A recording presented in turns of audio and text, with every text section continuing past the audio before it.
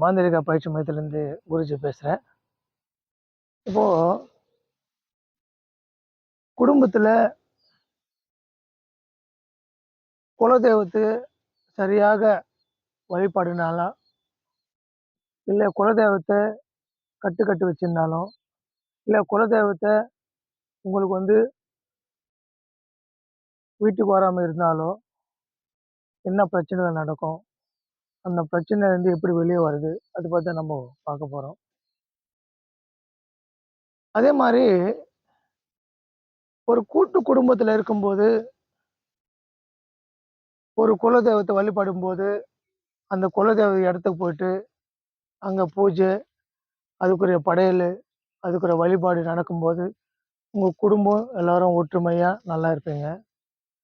ஏதோ ஒரு சந்தர்ப்பத்துல அண்ணன், தம்பி தகராறு, சித்தப்பா, பெரியப்பா தகராறு, ஒருத்தர் பிரியிற சூழ்நிலை ஏற்படும்போது, ஒருத்தர் கடுமையான சண்டைகள், போட்டிகள், பொறாமைகள் ஏற்படும்போது, கோர்ட்டு வழக்குகள் ஏற்படும்போது, பங்காளிகள் விரோதத்த அங்க உருவாக்குது.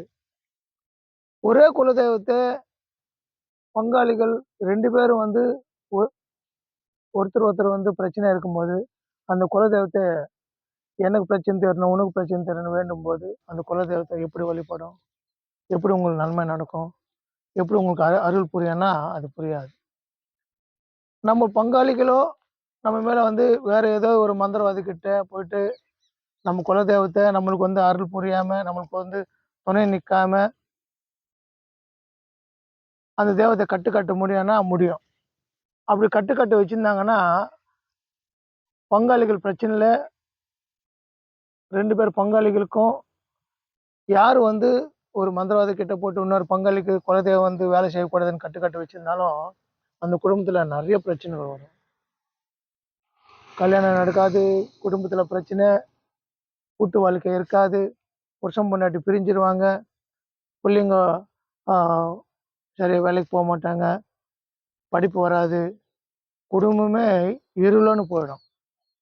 அதனால அப்படிப்பட்ட குலதெய்வத்துக்கு கட்டி, அந்த குலதெய்வ கட்டால பாதிச்சிருக்கிற மக்களுக்கு இது ஒரு துணையா இருக்கும் நான் சொல்ற விஷயம்.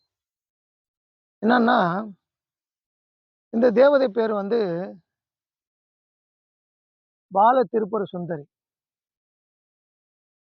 இந்த பால திருப்புர சுந்தரி தேவதை நீங்க முறைப்படி வணங்குனா,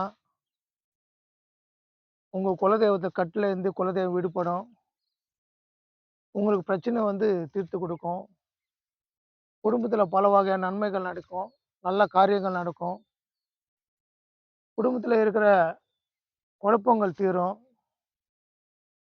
உங்களுக்கு ஏதோ ஒரு கேஸ் வகையாகவும், கோர்ட்டோ, பல வகையான வழக்குகள் உங்க மேல இருந்தாலும் அதுவும் தீரும். அதனால இந்த பால திருப்புர சுந்தரிய நீங்க வழிபட்டு, உங்க பிரச்சனையிலேருந்து விடுபடுங்க.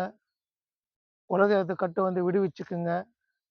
உங்க குலதெய்வம் உங்க துணையா இல்லனாலும், இந்த பால திருப்புர சுந்தரியால உங்களுக்கு ஒரு பாதுகாப்பு கிடைக்கும். உங்க குடும்பம் நல்லா இருக்கும். அதனால இந்த முறைய தேர்ந்தெடுத்து நீங்க பூஜை பண்ணுங்க. உங்களுக்கு பூஜை பண்ண தெரியலனாலும், எங்ககிட்ட கேட்டு பாருங்க. ஃபோன் பண்ணுங்க. அந்த பூஜை பண்ற முறை சொல்லுவோம். அந்த தேவதையோட மந்திரம் குடுப்போம். அந்த பூஜை பண்ணி, உங்க குடும்பத்துல இருக்கிற பிரச்சனைய தீர்த்துக்கிட்டு, நீங்க எல்லாரும் நல்லா இருக்கணும்னு சொல்லிட்டு, எல்லாம் வல்ல இறைவனை வேண்டிக்கிறேன். ஓம் நமச்சிவாய!